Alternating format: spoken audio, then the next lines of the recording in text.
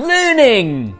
It's good, isn't it? Hello everybody, my name is Adam Cleary, welcome to What Culture Wrestling, and we, believe it or not, have been learning. And actually, specifically last night, we did a whole lot of learning. Like, thanks to MVP and Sasha Banks, we learned that if you really deserve it and you want it, you can just make yourself a champion. We learned, thanks to Alexa Bliss, that if you wish long and hard enough, all of your big tit goth girlfriend fantasies will eventually come true. And thanks to Seth Rollins, we learned that you can extract the eyeball of another human being. No, you're expecting an end to that sentence, but that was it. But more than that, we also learned things about The Undertaker, and specifically we learned that no matter how many times you think he is retiring or stopping doing something, he will likely continue to do that thing. Like, his series on the WWE Network has been absolutely exceptional, and we thought with all the news of retirement in last week's episode, that was it, it was done, no more, he had finished. But no, in classic Undertaker fashion, he has done one more episode, a bonus one, if you will. Kind of like, think of it as like that Saudi Arabia match with Goldberg, except on television and not immediately needing to be suppressed. But what did you learn, Adam? That's why I've put the goddamn video on. Well, if you just calm down, I'm going to tell you, because my name is Adam Cleary and these are 10 things we learned from the last ride bonus chapter. Number 10, the illustrations are everything. Yeah, there's one major takeaway we should be getting from this entire series, is just that they need to do more with this artist. They need to do more things that involve this level of illustration, purely because so many things in wrestling, so many of the best stories have happened away from a camera. Now, given the whole point of WWE is they record all these interesting things, the stuff that doesn't make it to celluloid, to the silly celluloid, I don't know, that's the most interesting stuff. So getting it brought to life with this quality of animation is great. Like, look at this wrestler's core image. You can't visualize this as well as that's drawn. Why is the gobbledygooker there? That's hilarious. Bret Hart, Steve Austin, The Rock, Mick Foley, Vince McMahon, loads of people. Kane, Paul Bearer, there's so many to name, were brought to life with this style. Now, I know the network already did story time, and that was kind of what I'm proposing here, but just make it a little bit less Family Guy and more invested in the story and the love that's being put into it. And they've got a real banger on there. Like, tell you what, WWE, I would pay genuinely $5 for every single 30-minute story time you did that was animated in this way and told the way it was told in the last ride. That's my money, and I'm sure others would do it. So there you go, take my millions. Number 9, the Eggman story is still hilarious. Now, The Undertaker has told this story many times before, but crucially, it never stops being funny. And one thing we can take away from last night, The Last Ride, was it is still very funny. Basically, they were doing that big egg thing on WWF right before The Undertaker debuted, and he was absolutely cacking his pants that the whole egg thing was gonna be for him. He had yet to debut, they did not know what the plan was gonna be, and he looked at the egg and he just thought, oh. Apparently, The Undertaker didn't even know he was going to be The Undertaker until Vince McMahon rang him up and said, "Hello, is this The Undertaker?" And The Undertaker just went along with it because he didn't know what he was going on with, and he thought, hey, tell you what The Undertaker definitely isn't a giant f***ing egg. Now, as you and I all already know, the egg was, of course, for that other legend from the 1990 Survivor Series, the Gobbledygooker. But it tickles me, no end, to think that The Undertaker genuinely thought he was going to be inside that. Number 8, he had no idea what Vince's vision was. Yeah, like, as I say, the whole reason The Undertaker thought he was going to be in that egg was because he didn't actually know what he was going to be. And according to the tales he has regaled on this particular episode, he just did not like the fact that he didn't know what his character was going to be, but this was so early on in his career, he didn't want to rock the boat by demanding answers. The Undertaker was a Vince McMahon masterstroke back in the days where a Vince McMahon masterstroke wasn't just something that a hotel orderly might accidentally walk in on and go, ah! But of course it was the aura that Calloway brought to the role that really made it what it was. Like, think about it, this was the 1990s, just as the WWF was starting to get a little bit more serious. Anyway, we're not quite at the Attitude Era just yet, but the cartoonish, silly gimmicks were kind of on their way out, and this was an undead mortician. Like, it should have flopped after 6 months and ended up in WCW by 1992, but no, Mean Mark made it stick. I just keep thinking back to that phone call, and McMahon going, "Hello, is this The Undertaker?" And Mark Calloway going, "No." Number 7, how he and Paul Bearer arrived at MSG. Yep, good story this. Every time the then WWF played Madison Square Gardens, there was mobs of fans outside the venue, and wrestlers absolutely hate mobs of wrestling fans. So sometime between 1991 and 1994, Mark Calloway and Paul Bearer, they devised an ingenious plan to get to the venue without being bothered by all these fans who paid their money to come and see them. What they would do is they would go to the nearby hotel, wait there during the afternoon, then go downstairs and get in the back of an ambulance. And then when the ambulance would drive through the crowds into the venue, because it needed to be there for safety reasons, they would just get out again. It's kind of clever. But then, of course, wrestling fans, being wrestling fans, eventually figured this out and started looking for the ambulance on its way in to the venue. One time, the story goes, they managed to stop it getting all the way there, so the Undertaker in full Undertaker garb and Paul Bearer in full Paul Bearer garb had to get out of the ambulance and wait in the parking lot while 2,500 fans awkwardly asked them questions. Number 6, the Godfather's hat. Alright, so the TLDR version of this story is if the Godfather ever offers you, and I mean you here, one of his hats, you take it. The long version of this story is that the Godfather and the Undertaker and others were out partying at a hotel after one of the shows. And the Godfather goes, "Here, Undertaker, take my hat." And Undertaker goes, "No thank you, I don't want your hat." Then later on, the Undertaker goes to the bathroom to relieve himself, as anybody would, and the Godfather kicks the door off its hinges and goes, "Undertaker, take my hat." Undertaker goes, "No, I don't want your hat." So he picks up the door, which is, remember, off its hinges, and he breaks it over the Godfather's head and then throws the remnants of it off a balcony. Then from there, they spill into one of the hotel bedrooms, and Godfather goes, "Undertaker, take my hat." And Undertaker goes, "I don't want your hat." So he spears him onto a bed. They have like a wrestle on the floor, headlocks and noogies and all of that stuff. And Undertaker goes, "Oh, fine, I'll take your hat." And then everybody who was watching in the bar downstairs and in the bathroom and in the hotel room, all the wrestlers and the staff just kind of went, "That's nice.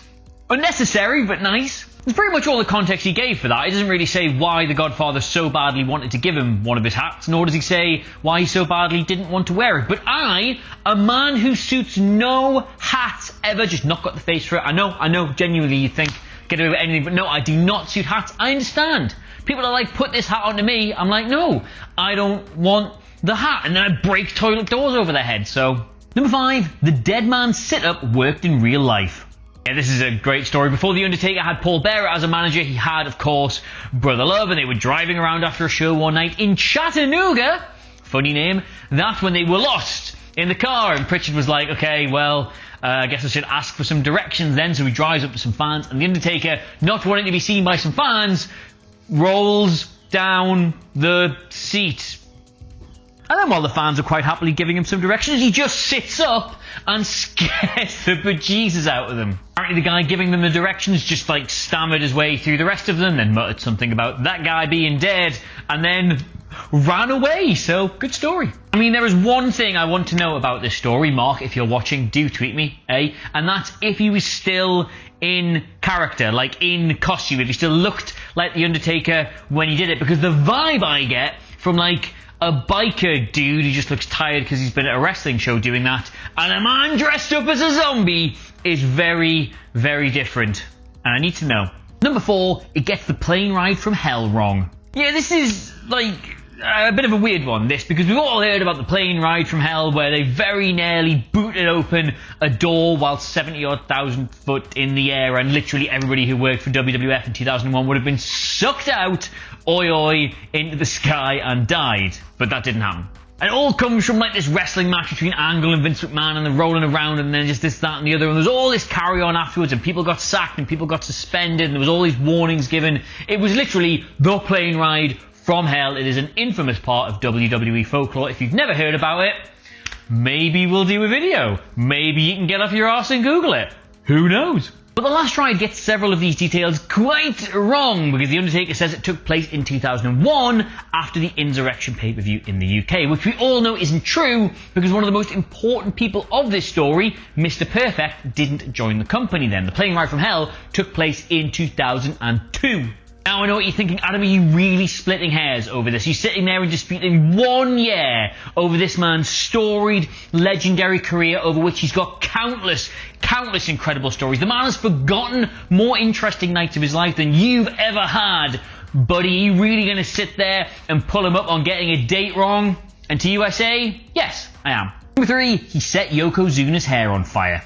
Alright, so you might not know this, but Undertaker and Yokozuna were Bessie buds backstage during their time in the company. They were part of the Bone Street Crew. That's why he's got that big Bone Street Crew thing tattoo on his chest. And they didn't get on with a clique. And they were pals. They'd go bowling and have beers, I presume. Now, Taker recalls being in Kuwait one time with the company, and him and the rest of the crew locked themselves inside a hotel room so they could play some cards. They didn't want to associate with any of those other goobers on the roster. They just wanted to be with their buddies and play some cards. But the problem was, because it was Kuwait, they couldn't get their hands on any alcohol to liven things up. So they were going a bit stir crazy. And what does the Undertaker do when he gets stir crazy? He starts flicking lit matches at his friends. One lit match landed in Yokozuna's hair, and Yokozuna's hair immediately caught fire. Now, if that was me, I would be really cross, and you definitely couldn't do that at What Culture because the amount of hairspray in some of those bonnets and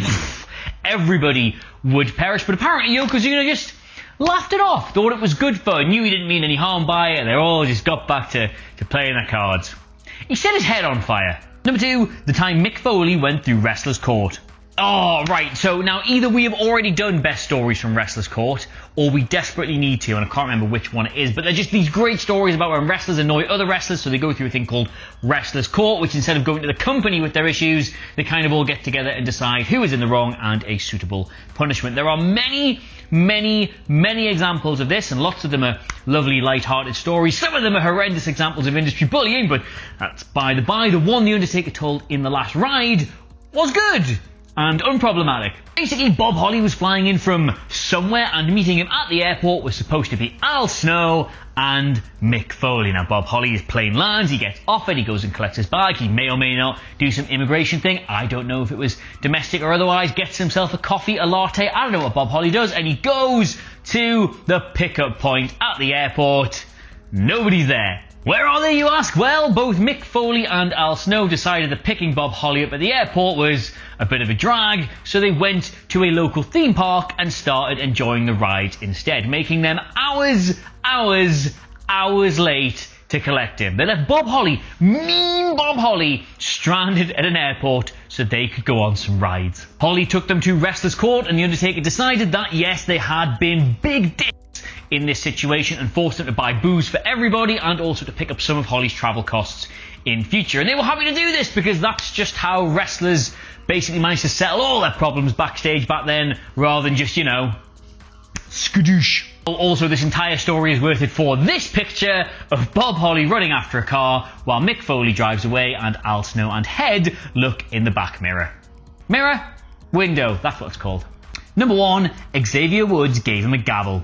Ah yes, the gavel. Now, for some reason, and sadly he doesn't actually tell us what it is, Xavier Woods approaches The Undertaker backstage not long after he joined the company and presents him with a gavel, an actual gavel, and tells him he should use it at Wrestler's Court. It says Judge Undertaker on it, and while he admits it is a lovely gesture, a tremendous mark of respect, and a wonderful way to make these things even more ridiculous than they actually are, he is yet to actually use it. He has not used it yet.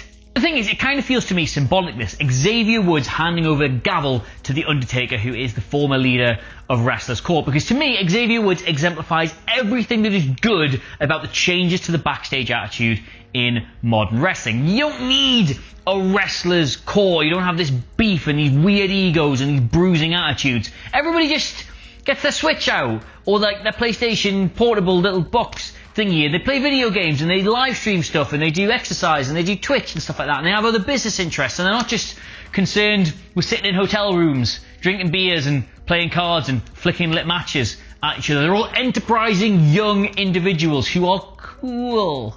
And I'll tell you what, if he was ever going to use it, Taker should have put himself on trial after that Saudi match with Goldberg and decreed that he could never ever wrestle again. Bang! Case closed. So there you have it, those are 10 things, that was 20, we learned from The Undertaker's bonus episode of The Last Ride, including, as I said at the start, that even if you think something is ending in wrestling, it usually isn't. Let us know what you made of it all in the comments below. Of course, don't forget to like, share, and subscribe. But in the meantime, thank you so much for watching. Got it chin. I've, of course, been Adam Cleary. Get me on Twitter at Adam Cleary, CLERY.